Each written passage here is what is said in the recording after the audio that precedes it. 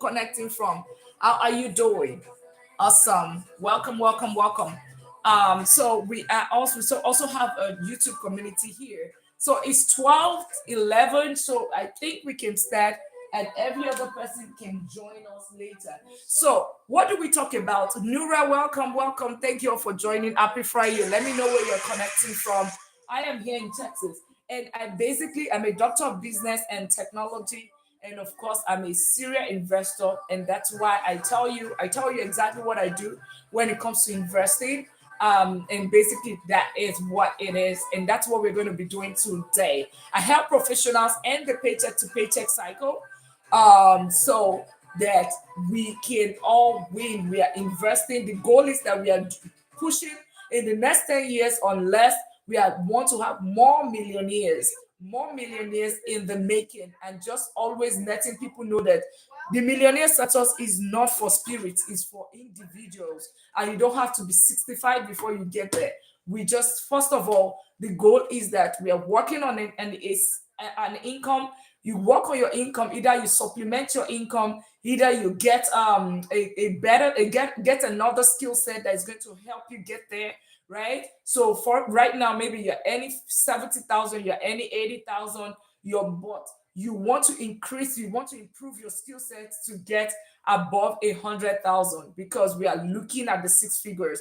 Except you have a family inheritance, or you got a lottery, or you did something, you got lottery, or your family inheritance. That's the only way that you would say that you have certain income, right? You have certain income, right? So the first thing that you want to do, thank you for the likes, and Jessica, thank you for the follow. So the first thing that you want to do is your income. I always talk about four things. I have like four F's that four principles that I follow. One is I have the four pillars of wealth. That's one. Four pillars of wealth. That is one that I talk about. Four pillars of wealth. So one, you hear me talk about four pillars of wealth. Pillars of wealth. And you probably are not seeing the board right now, so I need to change the screen to flip the camera mirror. Okay. All right. So the first thing is the four pillars of wealth. Let me turn it this way. The four pillars of wealth is one, right? You hear me having the four account system. It's another thing, account system. And you also hear me talk about the four F's. Okay. And then I also talk about the four types of wealth. See, I think I love wealth. I love four a lot, right? But whatever I talk about is about four things. So what do I talk about when I talk about the four pillars of wealth? Your skill is the first, is your seed money. That's where it starts first. Your seed, your investment is the first thing. Your salary is the first thing. Welcome here, YouTube community. I also have the TikTok community on the other side. We're streaming on both. Welcome to the live. If you are new here, consider subscribing. I'm Dr. Lina. I am a doctor of business and technology, and I talk about investing, ending paycheck to paycheck cycle, and obviously trying to create more millionaires in our generation, changing the status quo. So consider subscribing if that is your goal. And I talk about both money and lifestyle. When you have your money, the goal is for you. It's not just to impress others or oppress others. It is for you to use it and have a good life, or bless others and all of that. That is the goal when I talk about money. Taking care of your health, right? I talked about the four types of wealth. I talk about the money wealth, I talk about the time wealth, and I talk about the peace wealth, and of course, I talk about the health wealth. Health meaning your health, basically meaning that eating right, eating good food, exercising, taking care of yourself, doing your medical checkup. Peace wealth meaning that you have your emergency fund, you have your insurance, you have all of that. All of the protection that comes with your money is the second thing. In an IO savings account. And of course, when I talk about time wealth simply means that you have the time. to live life at your own terms. You have financial freedom and the peace that comes with it. Okay. And of course, there's money wealth, and which is what I often talk about. I talk about when it comes to money wealth, I talked about four things. One is I talk about incomes, your income, except you have an inheritance or you got a lottery. That is the only way you would start. It's going to be the foundation of your money. There has to be where your money is going to come from. Something has to foot your bill. Hello, Mirinda, and hello, Crystal from YouTube. Right? Hello, welcome, welcome. Let me know where you're connecting from. I'm here in Texas.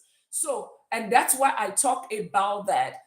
So basically, you need to have a good, you need to have we try to work with a decent income, right? What does that mean? It doesn't mean that if you do not have a decent income right now, welcome, welcome on the YouTube. I think I see a lot of people joining right now. If you are new here, welcome. Consider subscribing. We'll talk about everything about money, your lifestyle, and of course, peace wealth, health wealth, time wealth, and of course, the money wealth. So now talking about money wealth, basically, what does that simply mean? The money basically means your income. That's the first thing, because your income is your starting point. If you have a good income or you have a decent income, your journey to financial freedom is faster.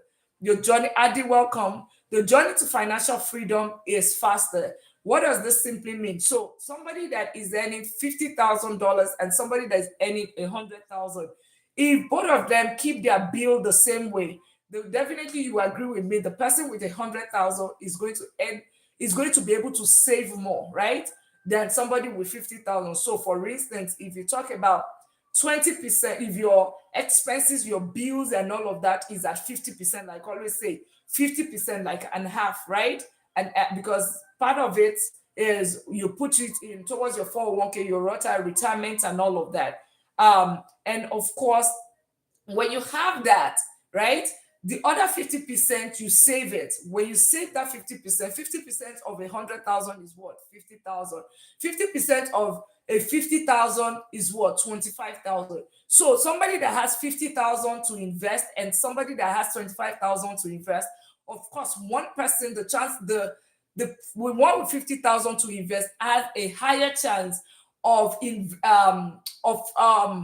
a shorter period to become financially free than somebody with 25,000. Okay, because here it's about what you keep. It's not even about what you earn. What you earn just makes the journey faster.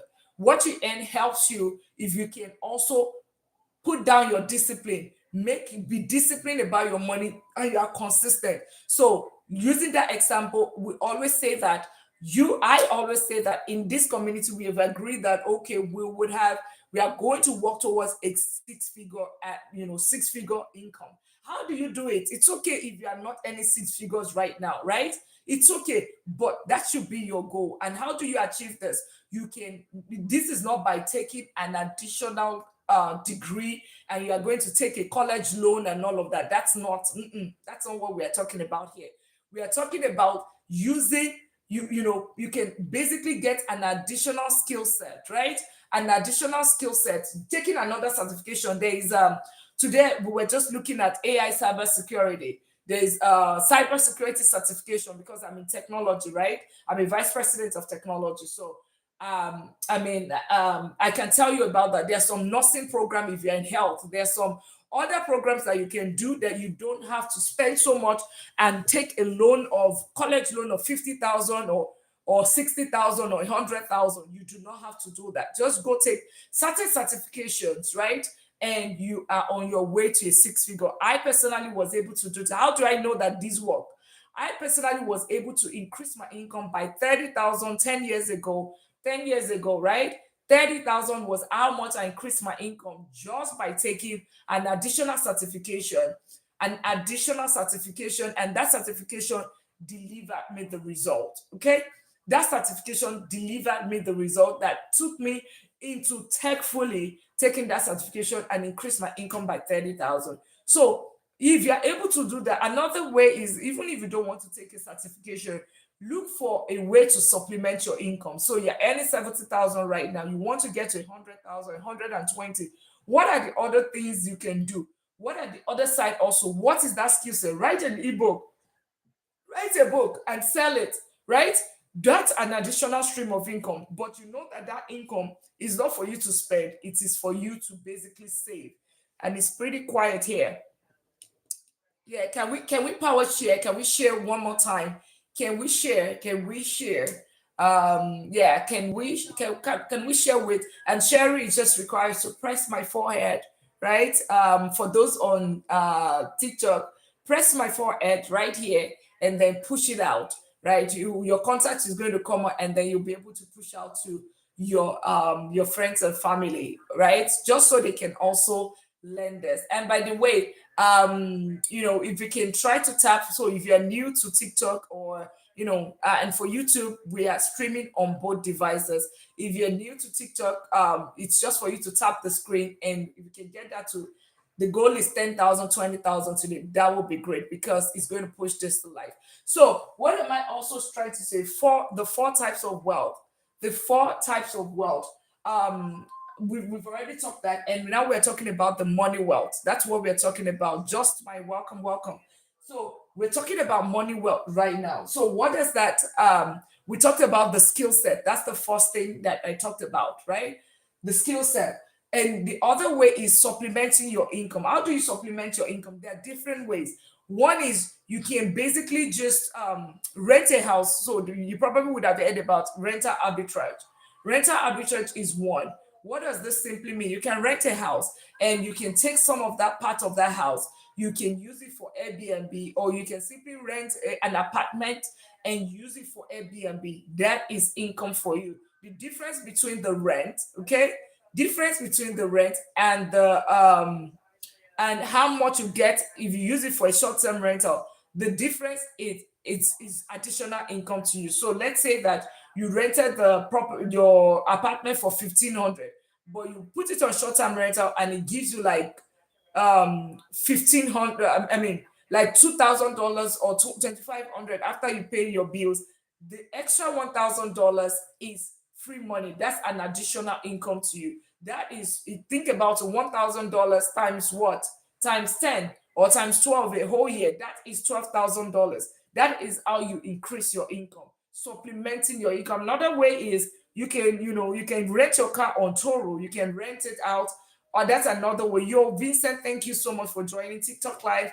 Um, so that's the other way. You can rent your car on Toro, and but also make sure that you are looking up at the insurance. You know that there's also going to be mileage and all of that. That's another side also. You can simply do what I'm doing right here, content creation, right? You can do it. You don't have to put your face out there if you do not want to. I always say that there's something. Everybody has something to teach. Every single person has something to. You have a particular skill set that you have, that you can be able to share with others, right? Because somebody, that your day job, right? Today is Friday. That your day job that you are doing right now, there's a reason why they are paying you. Trust me, you might think that, oh, you know what, um they might, I don't have anything, there's nothing I can offer. You'll be so surprised. Let me give you an instance. So it could be as simple, okay, pool cleaning. You know how to clean a pool or whatever. You can write it as a book. Trust me, you'll be surprised at so many people that want to take care of their pool instead of they having to pay someone do it every month. Somebody wants to be a professional at that. Put it in a book, sell it as ebook. That is money. Have it as content and talk about it, right? Have it either on what's it called? You can do a faceless channel. Those are example of other side hustles that you can do. And also you want to anyway, we're going to talk about that when we come to other 4S. So your income is the first thing, and it is the starting point. If you do well with your income, your chances your chances of winning is going to be very high. And welcome if you're new here. I'm Doctor of Business and Technology. I'm a serial investor, and I just teach people exactly what I do. So if you can share the live one more time, let's have more people in this live. That would be great. And of course, we're trying to get, like tapping the screen for those that are new here. Tapping the screen, it doesn't cost you anything. If you can get that up, that would be great. Awesome. So And yeah, so you can see me. You see me. We're streaming on multiple streams at the same time. So talk about efficiency. Okay, so that is great. So we talked about skills. So when I talk about the four pillars of wealth, your skill is the first thing that I always talk about. The second thing that I talk about is what?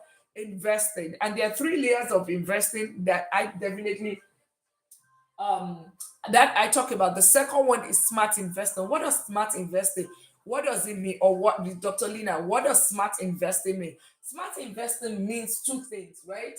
It starts with the beginner investing, right?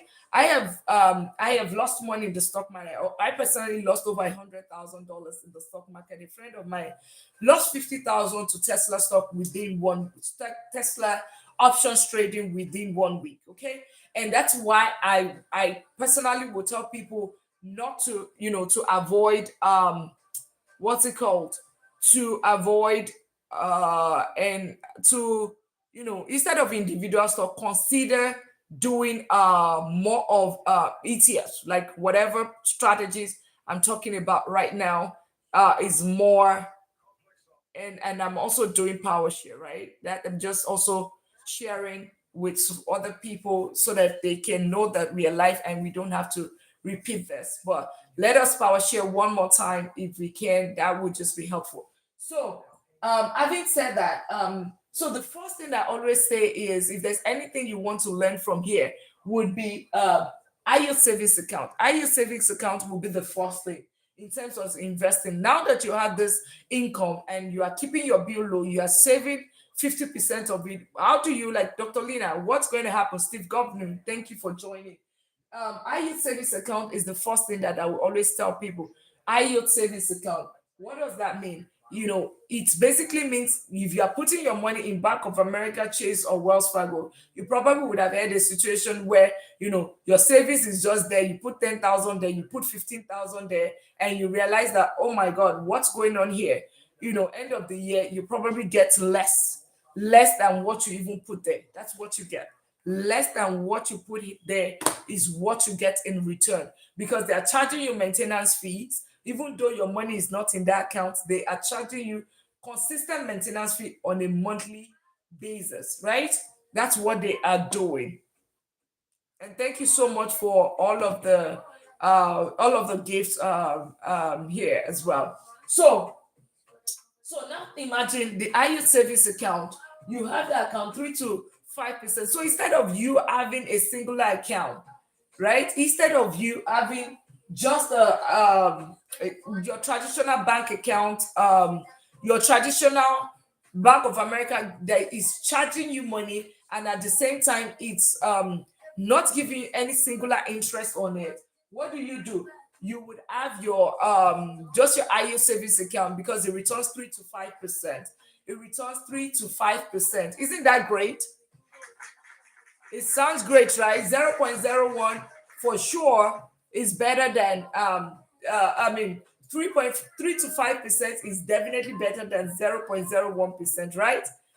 3 to 5%. Who agrees with that? 3 to 5% is better than 0.01%. Simply put, if you put $10,000 in your Bank of America, aside the maintenance fee, you will get $1. That's what you get every single year. Every single year for putting your money there. However, with an IU service account, just the same account, the only thing is that one is giving you this amount, the other is giving you nothing, right? So with that one, they would give you 3 to 5%. They give you 3 to 5%. It means that you are getting between $300 to $500 on a $10,000 every single year. Which you might feel that, okay, $300 is nothing, but I believe $1 is worse, right? $1 is less value than $1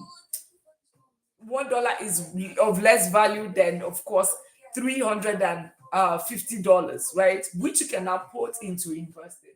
And then the other thing that so that's like I call it the beginner investor.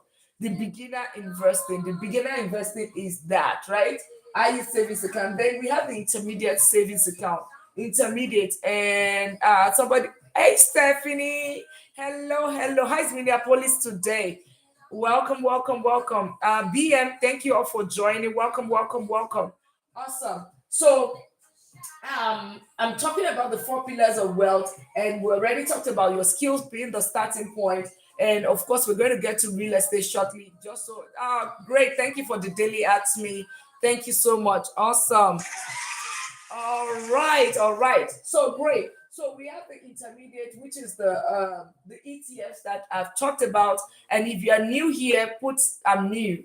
You are new, so that I know if I should talk about it or not. Otherwise, if you're an oldie, then you probably would have heard this. It's basically intermediate.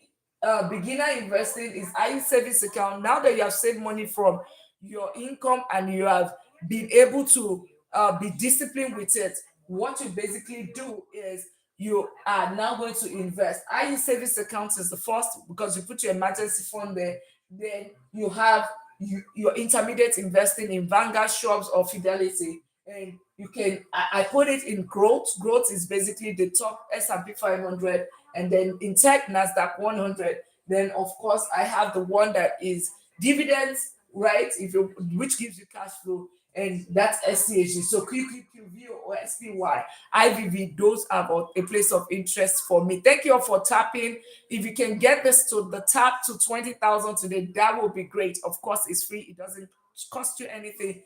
Just keep tapping all the way. Just it's like an exercise to me when I go to people's life. I just get my hands doing it like that. It's just to keep me, mentally alert as well. So if you can do that, if you can get it to 20,000 today, it just helps those community as well, and we can be able to move leagues as well. And of course, we have the YouTube community on the other side. How are you all doing? Welcome, welcome, and happy Friday! Yeah, awesome, awesome, great. So, having talked about that, and please feel free stop me at any time if you have any questions at all. Stop me at any time, and we can go over it. And then REIT is the option. The other option, if you're not buying real estate, if your goal is not to immediately buy real estate, or you don't have what it takes to buy real estate immediately, um, you can buy the ETF for REIT for real estate, right? REIT. You can do that. That will just do. And of course, when you've been wondering what sort of money or where should you put what money in what bucket, I will tell you to open like two, three investment accounts, right? Two, three invest. I mean, actually three. One is for your 401k. So if your employer is matching your retirement benefit, your retirement plan account, if they are fund, they are going to match it to 3%, 1%, whatever they are matching it, max it out. That's free money. So I would take any free money, just the same way I'm taking 3 to 5% on the IE savings account, right? And then I would also do Roth IRA, right? If you earn about above 150,000, I think you can do that. But there's also backdoor IRA that Roth that you can also do. And this is 7,500 a year. Why is this one very important? Why this one is post tax? So the tax is going to be the tax you're going to be paying the tax at your later years, right? You are paying the tax at a deferred tax, like in the future when you are retiring, where you don't even know what the tax rate is going to be. And then you're going to be taxed on capital gain, like the growth on that money. So imagine you invest 100,000, it grows to $1 million. That $1 million is going to all be taxed, right? But then in this case, if you invested 100,000, under Roth, right? Under Roth, if you invest 100,000, you will find out that if you invested 100,000, that 100,000 would have been taxed. And if you grow to a 1 million, you're going to get 1 million. So imagine, let's assume 10% of tax. Let's assume your tax is 10%. Your 10% is on 100,000 when it comes to Roth. 10% is on 100,000, which is like right, like 10,000, right? But when it comes to 401k or normal brokerage, if it grows up to $1 million, your taxes are going to be 100,000, right? So definitely I would take a 10,000 taxes over 100,000 taxes, right? So just think about it that way. So you want to leverage Roth as much as possible. And Dr. Aaron, thank you so much for all of those hats. Really appreciate it. It's one of our goals here, just to help us to move this to we're trying to move to league D3. Right now we are D4, we are top D4, right? 20% we want to move to Elite 3, D3. So that helps, right? So tapping and all of that and gifting, that would also help, right? And what was the other thing? Then of course you want to have your brokerage as well. And then so that is me talking about the four pillars of wealth. I talked about, you know, your income is one, two is your investors, the smart investing, and then three is the real estate that we have been talking about for the past 3 days, okay, or 3 or 4 days. But before I go into that, because that's going to be like the main class, right? I want to talk about the four F's, right? Because I'm talking about my principle, my structure that I share, so that these can you can know these are the things that I teach.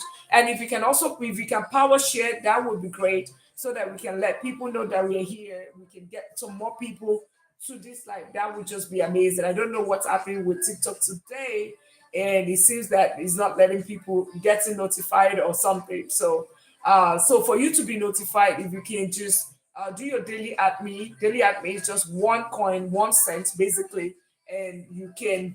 It shows that you are also a dedicated member of this community, and then every single time you get to know about when we go live. Okay, great. And that's why, like Dr. Aaron's Stephanie from Minneapolis will know that we're here. So the other part of it is I talked about the four pillars of wealth. I've already talked about that, and real estate is the third part of it. Of the four, so the first pillar is high income skill. Second pillar is smart investing here, and of course the third pillar is real estate, which we're going to talk after. And the fourth of that, when I say four pillars of wealth, right? It is the 4F. What does the 4F simply? 4F simply means, and my board is already full, and I need to get, and maybe I need to get a bigger board, right? The 4F simply means, what does it mean? It means discipline, financial discipline, financial literacy, financial planning, and financial freedom, right? Those are the 4S, right? And the discipline is what is going to help you when you have your income, right? You have your income, your ability to have your ability when you have your income, your ability to be able to be disciplined enough to reduce your I can't see the part of a board. Okay, let me sorry about that. Thank you for bringing that to our attention. Okay, great. And it's really like discipline, literacy, planning, and freedom, right? That's what it is. So what does that simply mean? Your discipline is what is going to help you save. Discipline is what is going to help you save here, right? Because if you earn, let's assume that people earn 200,000, and that's one of the reasons why professionals are broke. People earn 200,000, people earn 300,000, people earn 150,000, but then they still live paycheck to paycheck, which simply means broke in this community. It means broke because if you cannot pay your lifestyle the next month, it simply means that you are broke. There's no sugarcoating it, right? Because if that income is not there, it means that your lifestyle cannot be taken care of. That's simply what it means, right? So the discipline, the fact that you can look away, you are not trying to impress others, you're just doing your own thing, right? You are doing your thing, you're not trying to impress others, you are living your life, and you are just making yourself your own competition, right? And that will drive consistency. That's why you're able to save between at least 50% of your income, right? 50% of your income. Imagine you earning 200,000, you save 50%. That's 100,000. That is all that you need to invest. That is all that you need to invest. Imagine you are investing, saving 100,000. Let's even say 100,000 every single year for 10 years. Without even investing, you are there. You have $1 million. That's why I talk about the income, and at the same time, I also talk about the discipline and investing part of it. So that's the discipline, right? Literacy, of course, you being in this class, it means that you want to get education. You want to get educated, get books. I always show some of the books that I have. I am still learning. It's not like, these are books that I have. You can get a copy of my book as well, The Work Blueprint, A Path to Financial Freedom. You will find it in the bio, and you find it definitely in the bio. It's a 10-page powerful book. that you can read that will help you in the journey, right? So that is literacy. Then planning, right? Planning is another thing. Ensuring that you have, estate. Stephanie was asking about, trust, all of those kind of things, emergency fund, ensuring that there's protection. You also want to have that planning, estate plan, your retirement plan. Some people have their children as their retirement plan. It's okay, but that's not a plan, by the way. That's not a plan. If you are still waiting on social security as your plan, that is not going to be, that's not a plan. Okay? Just know that. Have your 401k, have your Roth IRA, and of course, do have have your insurance on all of that. You want to make sure that that is taken care of. Then the last part of it is freedom. That's where you want to be. You want to be able to live life at your own terms. You want to definitely be able to live life at your own terms. This is, you see this one, that's the overall goal. You want to go to vacation whenever you want to go. You want to enjoy your life whenever we want to. You are not forced to, you're not just going to work because you are forced to go to work, because you have to pay the bills. Thank you so much, 99.9. Welcome back. So you are not forced. You are not, you ate that alarm, but yes, you're still going to yield to that alarm. That is what that means. You are not basically you want to have financial, you want to have a vacation. I did put something on the post. If you have not seen it, right? If you haven't seen it, go look at it. It's, we're just playing a game. It's just a game. It's not every time that we are serious. Just a game. Just look at it, and it just asks you different questions about, okay, do you want to would you rather, and maybe we play the game after here, right? Would you rather save, if you are getting $500 a day, get 1 million right now, or you get unlimited travels, right? Fully paid travels. You'll see it. I think it was my latest post. Just go comment on it and just, you can also test where you are at when it comes to your health wealth, peace wealth, time wealth, and money wealth. Okay. So financial freedom, that is the goal. That's where we all want to be.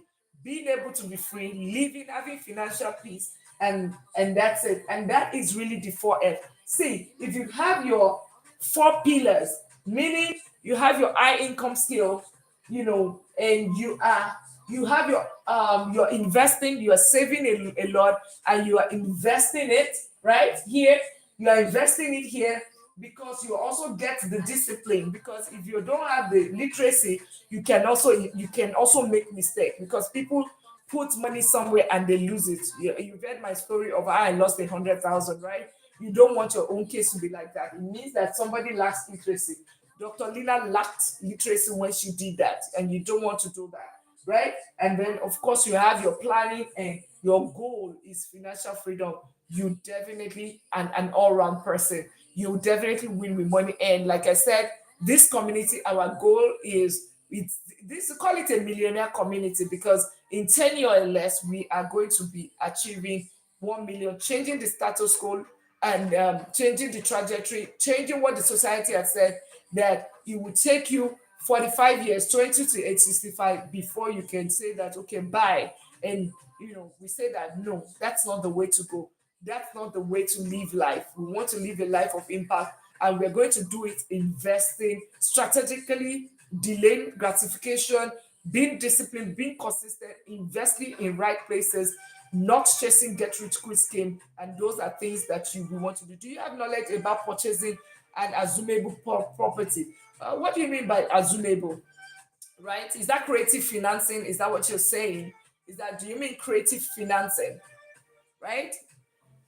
Is that creative financing when you say assumable? So somebody owns it, and is it part of creative financing? And I can check that, right? I want to believe that if you're saying, looking at it, it's not like I know it as a term. So it's almost like um, somebody has the property, right? Owns the property, and clarify if it's one of the creative financing that you're talking about. Somebody owns the property, right? And everything on it on paper. The only thing is that you are taking over, they still have the loan, but the ownership belongs to somebody else. I believe that's what you're saying. It's one of the creative financing strategy. Yeah, so where somebody, where a house owner can pass the interest rate. Yes, yes, yes. Yeah, you are right. So creating, I was correct. So that's creative financing. Yes, that's part of the strategy. Yes, and most of the time you need to have a motivated buyer, because, and what does that mean? Simply put, for the knowledge of every other person, it simply means that somebody, okay, somebody has a property right now, right? So somebody has a property, is the interest rate is at 2%, right? Because he bought it at um in 2020, 2021, the interest rate was pretty low then. And now you want to buy that property, but the interest rate right now is at 7%. So you say that, okay, still keep your name is still with the bank, the interest rate, because it's still a very fantastic interest rate. You want to continue to enjoy that interest rate of 2%, but you want to buy that property. So it's called creative financing. So the loan and everything, the responsibility and the risk of those loans still is still with the seller, right? But the ownership of the property is with the buyer, right? Remember, anybody can, you can transfer a property. It doesn't have to be by sale. It can be by inheritance. It can be by different means, right? Just the same way, you don't money doesn't have to exchange. So you can make the you can still be paying the exact amount, right? The exact amount this person is paying. So it's like what do they call it? You are just transferring, you are going to be still be paying the interest rate that this person is paying, right? Yeah, something of that nature. Creative, I've never done it, I've never done creative financing, but that's one of the great strategies that I think I need to also put that in the list of strategies. Creative financing. Yeah. Yeah, does that answer your question, Stephanie? But it's a great strategy. You're still keeping the interest rate, but at the same time, but I have not never personally used the creative financing. Okay, so let me know if you answered your question, or what exactly do you want to know about it. So having said that, yes, I would like to use that method now to purchase. So have you found a seller that is willing to do that, right? Have you found a seller? I wanted to know the downside. I mean, I really don't think there's any downside, really. I really don't think there's any downside. I think the downside is more with with the seller, right? The downside is actually because the risk is with the seller, not the buyer. Like, because it's that person's credit that is on the line in case you don't pay. Dr. Aaron, thank you so much for all the lights. Not yet. I just wanted to know, it's really, yes, it's really possible. It's really, really possible. You just need to get, the legal team, the legal, and of course the title company and all of those closing people involved. They will tell you how to do it. They will definitely, but it's a good thing. Even if I find it, I would use it, because why should we? Why should you? If I'm getting 2%, that's a steal. That's a steal. One of our property, I think one of our, it's at 1 point. We got it for 1.75. 1.75. Of course, you cannot.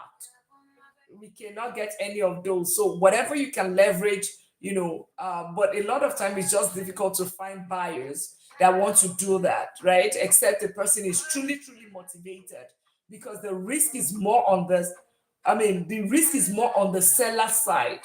A lot of the risk is more on the seller side, because it's still that person's credit. What if you decide not to pay?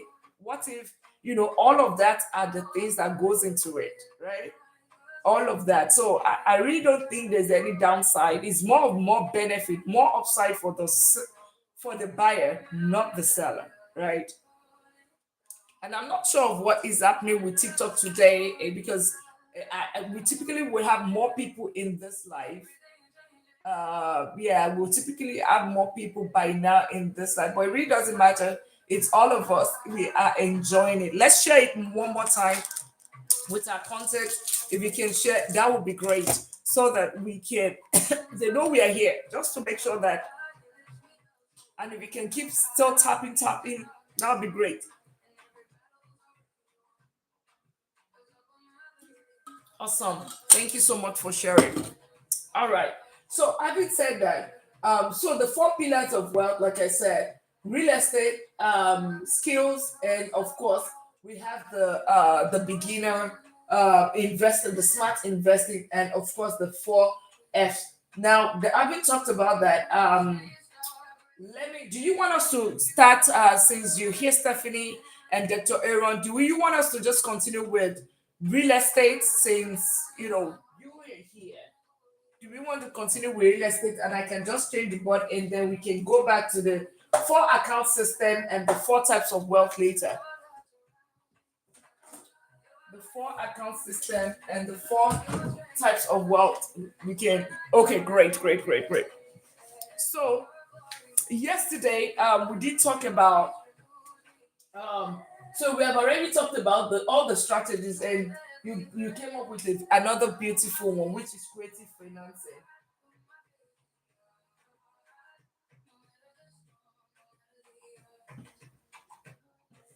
Okay. Okay, great. So and we did talk about we have already talked about the rehab. So any question before I move on the buy? We talked about the buy. We talked about the rehab. Rehab. We said take make sure that you are not paying the contractor upfront. You're not paying the contractor upfront, right? We are making sure that we are managing the payments, right? Because that can make or break you. That can definitely make or break you. Okay. So we have the HVAC, we have, and then when you are checking that the main thing that really costs money. You have HVAC, you have plumbing, you have electrical foundation, and the roof, of course. You have all those three. One, two, three, four, five. Those are very, very critical, right? That is what you are looking at when it comes to the rehab. That's what we are looking at. Okay. But then another thing that we'll also talk about would be any other question on that, on the rehab, on the buy process. Any question on the buy process? Because I want to. And we talked about rent. Any question on buy, rehab, rent before we go to refinance? Any question on that? Okay, thank you so much, Dr. Aaron, for all of those apps, those beautiful ads. Thank you so much, and thank you all for the gifts as well. Okay, mortgage. Okay, okay, all right. So, what part of mortgage do you want to know? Let's talk about the mortgage. What part do you want me to explain? And I can go over everything. So first, we have the credit, right? You want to make sure. Okay, and I wanted to talk about this today. In terms of your credit, think about your credit utilization. Did you have your credit camera and all of that? Um, so you have to make sure that you are fixing all of it, please. Okay. So your credit, make sure that we are looking at um when a lender wants to lend you. Let's even start from that. Leva, thank you for joining. When a lender wants to, okay, the first process, you have found this house, the house is good, everything checks out in terms of what you want to move forward with, right? That's beautiful. Now you need to go to the lender, right? There are two kinds of lenders, right? There is the private lender, or and there's the traditional. So the traditional is like your regular bank and all of those things that we talk about. Your regular bank and all of those. Those are your but let's talk about the traditional one.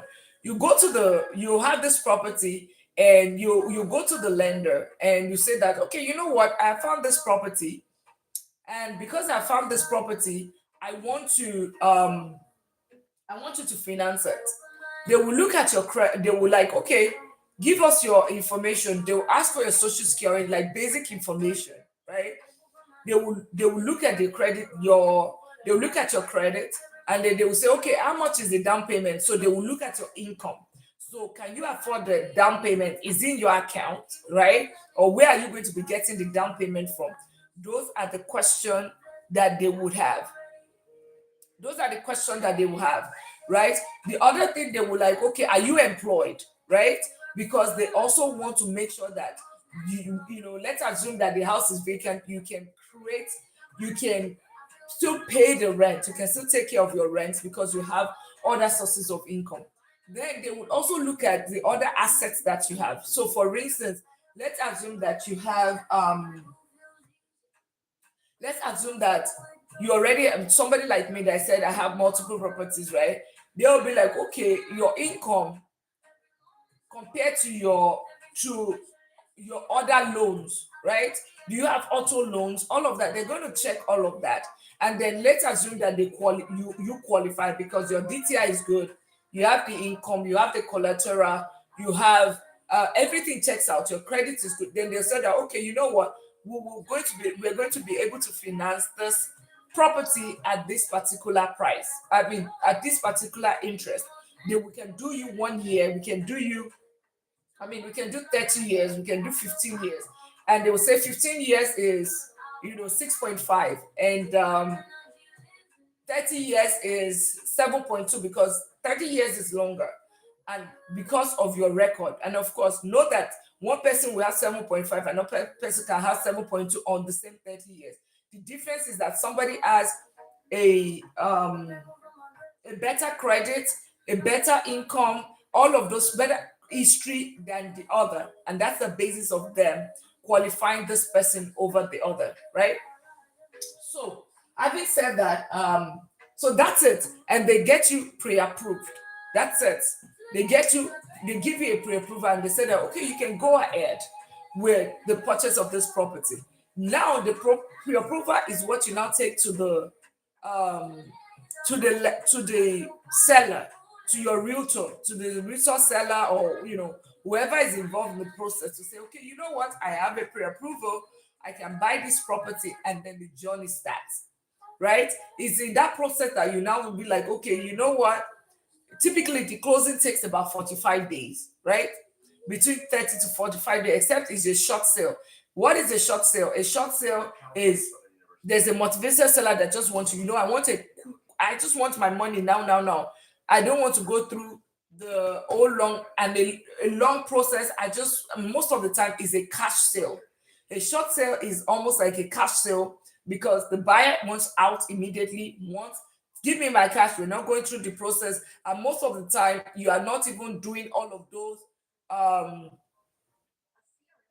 period. What's that thing called? There's something called, okay, you pay the NS money, right? You have already gotten a pre-approval, the buyer is willing to sell. What do? You both of you, you fill a form. When you fill that form, you pay an NS money. It could be like $10, it could be, they could say it's a 1% of the value of the property. You pay that. But it means that within 7 days, you have 7 days, right, to say that, okay, I still want this property or I don't want it. If it's not, if you still want it or you don't, if it goes past that 7 days, you lose your NS money, right? You lose it. Okay, so it's just you putting it on a contract to say that I am ready to move forward with this property. That's basically what that is. But you already gotten the pre-approval process um, from the bank, and basically that is how it goes. So once you already have this property, then now you can start doing an inspection, right?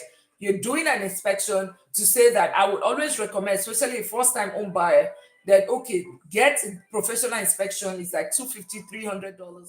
Let them check it. They will check the roof. So remember, before you even venture into it, before we ventured into it, while we're doing the buying process, if you remember, we talked about that you will not be, before you even move at all, we are checking the HVAC, we are doing eyes, and we are checking all of those things.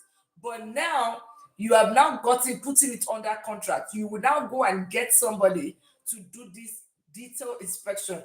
They are checking the foundation, they are checking everything in details, electrical things that your eyes cannot see, things in the wall. You are now doing that. They're not doing that for you. Okay, they are basically doing that for you. So, and once you say that, okay, this house is now good, right? The inspection report comes, everything looks good and you want to continue, and then the journey starts. Remember, you have the pre-approval, then they will like, okay, it's now they take it to the title company. It's now the and the journey begins. And under 45 days, the goal is that you would have the house handed over. By the way, in that whole process, they would, if you say that you earn 100,000, for instance, you are supposed to provide your paycheck. So the verification process starts. Your paycheck, your paycheck, basically your record. The bank will ask you for everything that they need, everything that they need, because remember, they will put all your record. They will say, okay, you were in this address. If you owe or speak the one that was funny is, if you owe light bill. Let's say there was one that they actually put us on a hook for. They said we owe the light bill, because one rental property in between tenants. The tenant did not pay or something, but because our name was on that property or something, I don't know. They just said, okay, we were owing 150 dollars, and because of that, we cannot close. So all of those level of details, and at the same time, the title company is also doing the due diligence, right? The due diligence of checking the title of that property to make sure it's the right owner, right? It is the right owner that owns that, it's in that property, the right owner. So it's not the somebody else that owns the property, and you are paying, you are buying from the right owner, basically. That's what it does. And that's why the old short close is like, I mean, the old process of 45 days, a whole lot of verification, title, and all of those will need to be done. And then they will tell you, okay, this is how much you need to pay. Of course, that, okay, let's say this property is 200,000. But remember, we had this person involved, title involved. So you are going to pay title, their fees. You're going to pay things like HOA, if there's taxes, right? If depending on the time of the year, they might, if it's at the beginning of the year, you might be the one to just pay the tax for the rest of the year. Otherwise, the seller might need to give you the money for the tax, for the our own part of tax, or his own part of the tax for that year, because it will be splitted from the time of ownership, right? So that's what it does. And then, those are the things when they say, we probably would have heard about closing costs. That's what goes into the closing cost, right? And of course, the bank is also going to charge you their own fees. They might say that there's upfront fees and all of that. So that's what you put as part of the closing cost. And then on the day of close, or before they tell you, oh, you know what, the day of close is tomorrow. They will let you know ahead of time to say that closing day, you agree on a time, and they can tell them that, okay, you want a remote signing. They come, they sign it for you. You sign it at home. They have what do they call them? I've forgotten. They what do they call them? I remember. Notary, right? Notary. So the notary comes to your house, or you go to the title office to sign the document, and that's it. You have your document, you have your key. That's the process, right? That is the process. So what else do you want to? Does that answer your question, or is there any other specific question that you have when it comes to the mortgage? Any other specific question? Did that answer your question, or is there any other specific question you have about the mortgage? Thank you so much for the arts, and let's keep tap tap tap. If you can get this to 10,000, that would be great.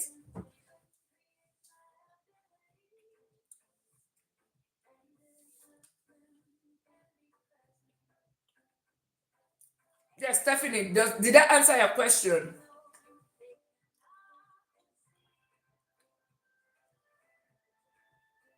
Okay, that's great. That's great. Awesome. Yeah, but when that comes to creative financing, it's a more delicate process. If you find a buyer, because everybody has their own different terms. That's why it's called creative financing, right? That's what it means by creative financing. So it depends on the state by state. Some might say that you'll be paying them every 5 years, or they might ask you to pay certain amounts right now, Becky Boye, thank you so much for the follow, right? Becky Boye, sounds like. Are you from Atlanta?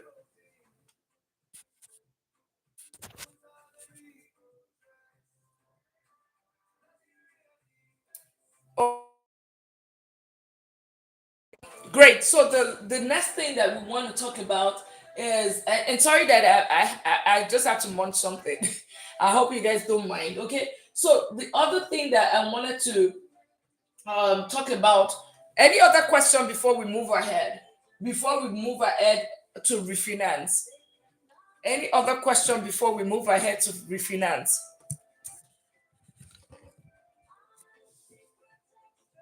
Any other question before we move to refinance? Okay. And for we've already talked about the buy, rehab, rent, and when it comes to refinance, now you have bought this property and you have owned it for a couple of years. Like you've owned it for like or it might not even be years. There are different strategies. So let's assume that you buy the property and you use cash to buy it, which is part of the you could use that as a BRS strategy where you just outrightly buy the first property using cash, right? Or you use you put some of your money but there's equity in the property, and then you go back and let's take a pen. Let's take a pen to demonstrate that. Let's take a pen to demonstrate that. All right. So do I have a space here? So let's assume that we have let's assume that the property is worth 250,000. The property is worth 250,000, but we bought it for 180,000, right? It's worth 250,000, but we bought it for 180,000. It means that you have equity of how much on it? You have equity of 70,000 in it. Now you can now say, because the property is worth 250,000, and I need to get my calculator. Because the property is worth 150,000. I mean, is worth 250,000, but you only put you bought it for 170,000, or let's say 200,000. You can now go to the bank and you say, you know what, I want to take some part of this money that I have. So some banks will be able to say that, you know what, you can take up to 90% or 80% of that equity that you have. Because remember, your equity is basically the price versus the value. So the property is worth 250,000, but you have you is worth 250,000, your um but your loan is 200,000. Your mortgage is 200,000, but your equity, the value is 250,000. So your equity is 50,000. Your equity is 50,000. Basically, that's what it means. Equity 50,000. That 50,000, it basically means that you want to, when you want to refinance, it simply means that you would now tell them that, you know what, out of the 50,000, they will be able to give you 80% or 90% of that 50,000, right? That is an equity. So what does that mean? It means that let me end this one so we can use a calculator here.